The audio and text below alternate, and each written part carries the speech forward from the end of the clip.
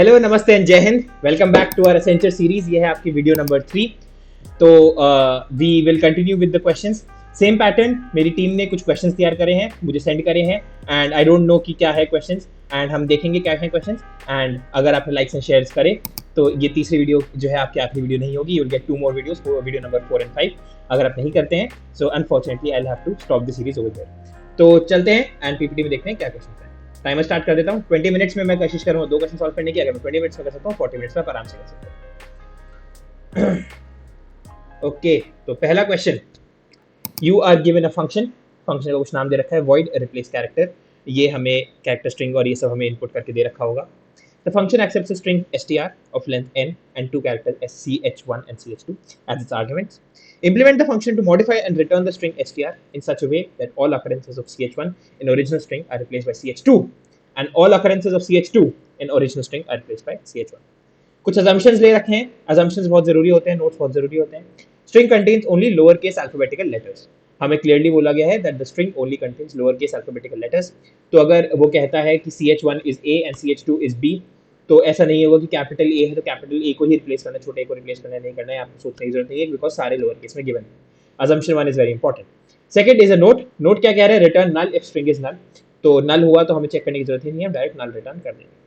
तीसरा नोट है या असम्पशन है, एक असम्पशन हो चुका है, एक नोट हो चुका है। तीसरा जो सेकंड नोट है which is the third point for us, if both characters are not present in the string और both of them are same then return the string unchanged. तीसरा हमें पॉइंट मिला है, if both characters are not present in the string और both are the same then return the string unchanged. Example input दे रखा है apples, ए और P को हमें रिप्लेस करना है, तो सारे एज बन गए हैं पीज एंड सारे पीज बन गए एज, तो बन गए पैल्स। अब हमें क्वेश्चन समझ में आ चुका है, हमें एक्सप्लेनेशन भी दे रखी है क्वेश्चन की, हम जाके देखते हैं अपने व्हाइट बोर्ड पे। वैसे इसमें कुछ समझने की बात नहीं है, it is a very straightforward question that if I have been given a word, let's take the word as Campus Monk, और हमें उसने कहा कि replace ch1 is equal to m and ch2 is equal to, let's say, c.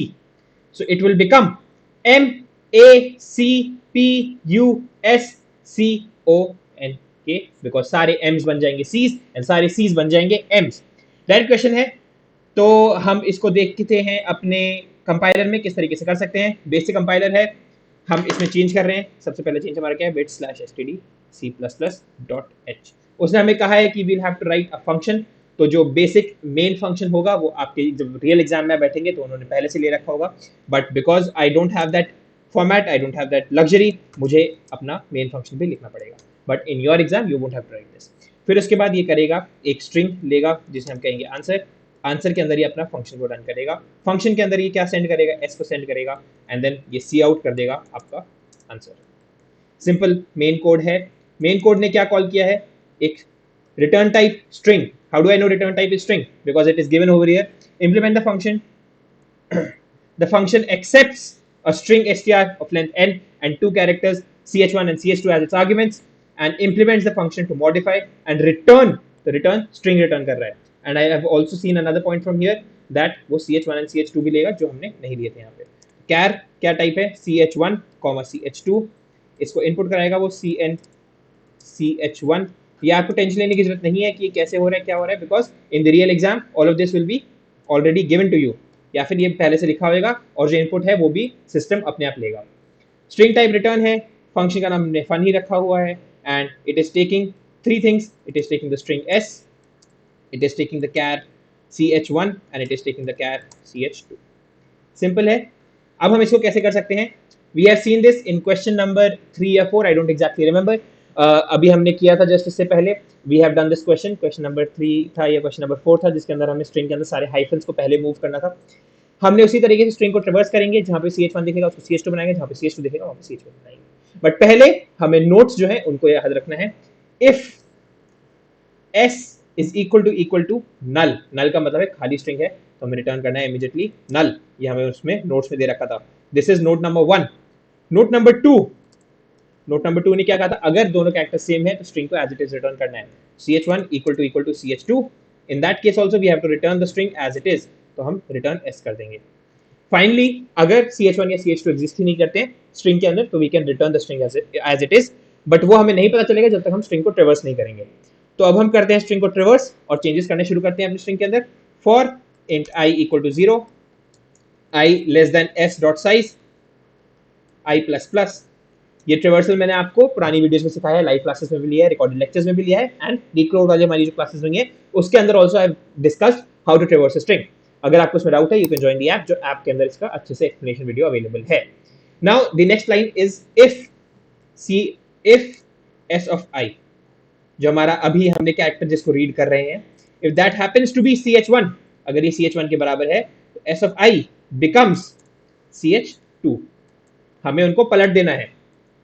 But अगर जो हमारा s of I happens to be ch2 तो हमें उसको बदल के बनाना है ch1। दोनों को अल्टी पल्टी कर दी।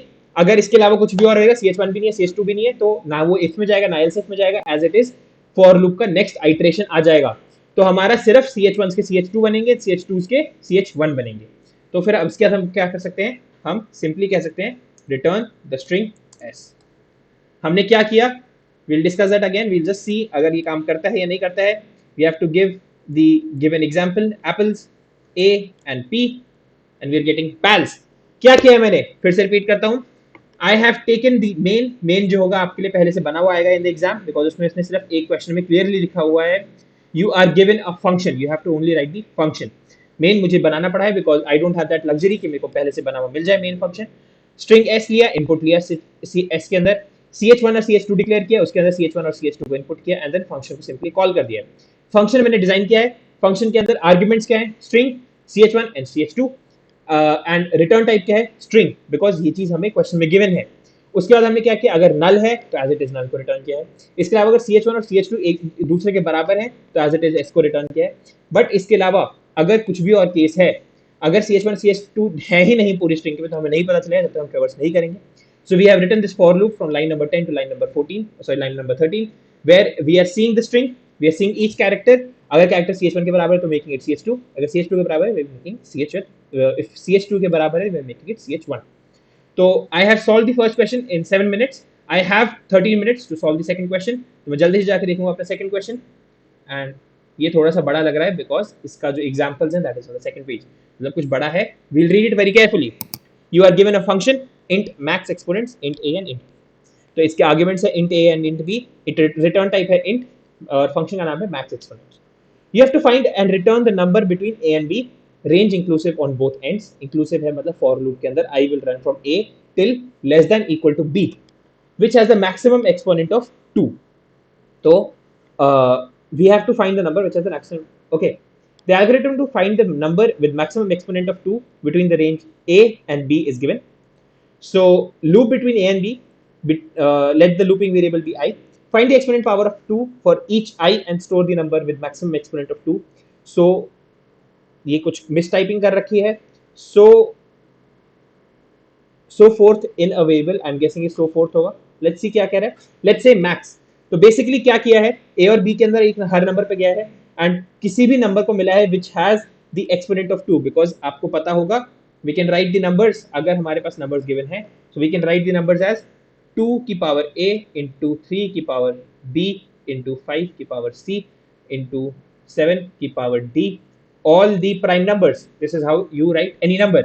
so we have to find the number जिसका जो 2 का exponent है वो maximum होना चाहिए। this a value should be the maximum for all the numbers from the lower limit to the upper limit। lower limit and upper limit in this case happens to be a and तो हमें lower limit से upper limit के बीच में सारे number देखने हैं, सबका prime factorisation करना है, जिसका 2 का एक्सपोनेंट मैक्सिमम होगा वो नंबर हमें रिटर्न करना है। ये मुझे अभी तक समझ में आया है। उसके बाद इन्होंने ये हमें बता रखा है कि ये ढूंढना कैसे है। हर नंबर के जाएंगे, उसके 2 का एक्सपोनेंट देखेंगे, अगर उसका 2 का एक्सपोनेंट जो अभी तक हमें मिला था उससे ज्यादा है so we will change that max number to that new number. And assumption is कि a is less than b। a is less than b क्यों है, क्योंकि भाई जो लोअर लिमिट है वो तो अपर लिमिट से हमेशा छोटी होगी, तभी आप इसमें आइटरेट कर सकते हैं। If 2 or more numbers in the range have the same exponents of 2, return the smaller number। तो अगर हमारे पास दो नंबर्स आ जाते हैं जिनका सेम एक्सपोनेंट है, लेट्स से कि हमारे पास जो रेंज है उसके अंदर आया है 4 और 12, तो फिर हमें 4 रिटर्न करना है बिकॉज 4 में भी 2 की पावर 2 है, 12 में भी 2 की पावर 2 है, तो हमें रिटर्न करना है 4। एग्जाम्पल हम देख सकते हैं अगले वाले पेज पे।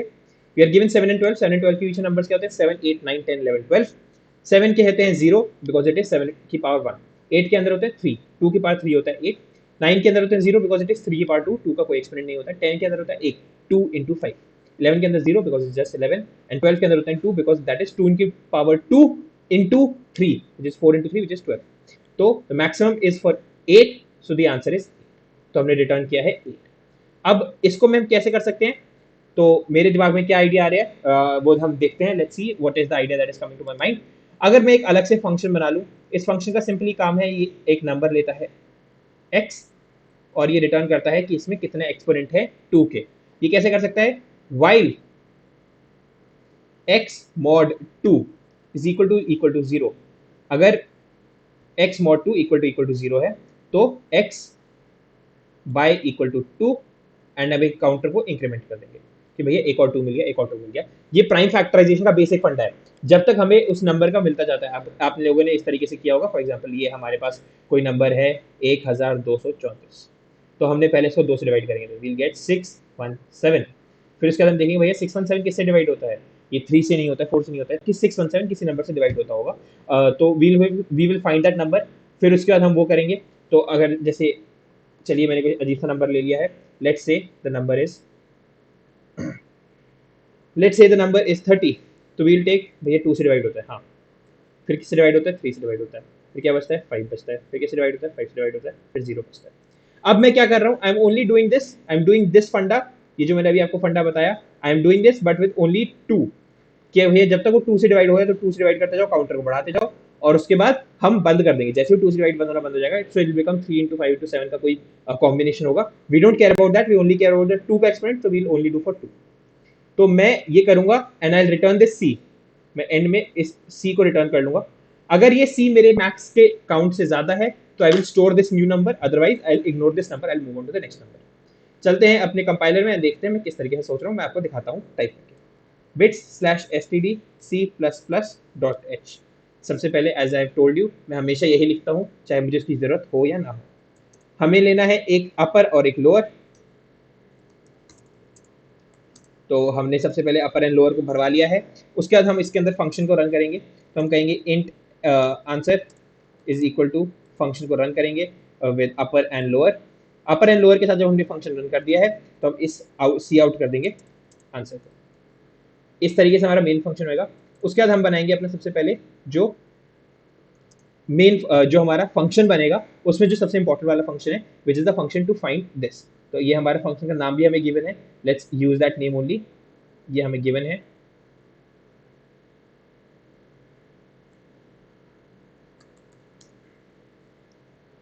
इंट ए इंट बी लिया इसने, एंड देन इसके अंदर हम कुछ टाइप करेंगे अपना कोड. इसके अंदर हम क्या करेंगे? We'll take int max. Int max अभी 0 है. उसके बाद हम एक और लेंगे इंट, लेट्स से इसको हम ले लेते हैं x ले लेते हैं, एंड x के अंदर अभी है 0. इंट मैक्स के अंदर हम क्या स्टोर करेंगे? विल स्टोर दी नंबर, कि इस नंबर का सबसे ज्यादा इटरेशन आया था, जैसे पिछले क्वेश्चन में 8 आया था. एंड इंट x के अंदर हम क्या स्टोर करेंगे? कि उसके कितनी बार 2 के कितने पावर थी. तो जैसे 2 की पावर 3 थी 8, तो x के अंदर हम स्टोर करेंगे 3 एंड मैक्स के अंदर हम स्टोर करेंगे 8. मैं एक अलग अलग क्यों स्टोर कर रहा हूँ? बिकॉज हमें कंपेयर करना है x से, बट हमें रिटर्न करना है मैक्स को. तो हमें कंपेयर करना है, as we have already seen in the question, we have to compare with the exponent. तो अगर ये है 2 की पावर 1, 2 की पावर 2, 2 की power 3, we have to compare with this 1, 2 and 3. But जब हम रिटर्न कर रहे हैं तो हमें पूरा रिटर्न करना है. एक जगह हम 3, 1, 2 इनको कंपेयर कर रहे हैं, इनको स्टोर करने कंपेयर करने के लिए स्टोर कर रहे हैं x के अंदर. सारे एक्सपोनेंट्स को मैं स्टोर कर रहा हूँ x के अंदर, और जो पूरी वैल्यू है इसको मैं स्टोर कर रहा हूँ मैक्स के अंदर. इसको मैं कंपेयर करके स्टोर कर रहा हूँ मैक्स के अंदर. तो मैक्स के अंदर स्टोर हो जाएगा 8 एंड x के अंदर स्टोर हो जाएगा 3. I'll just write that down. Max के अंदर स्टोर हो जाएगा 8, x के अंदर स्टोर हो जाएगा 3. मेरे पास थोड़ा सा टाइम कम बचा है. we'll do this a little fast.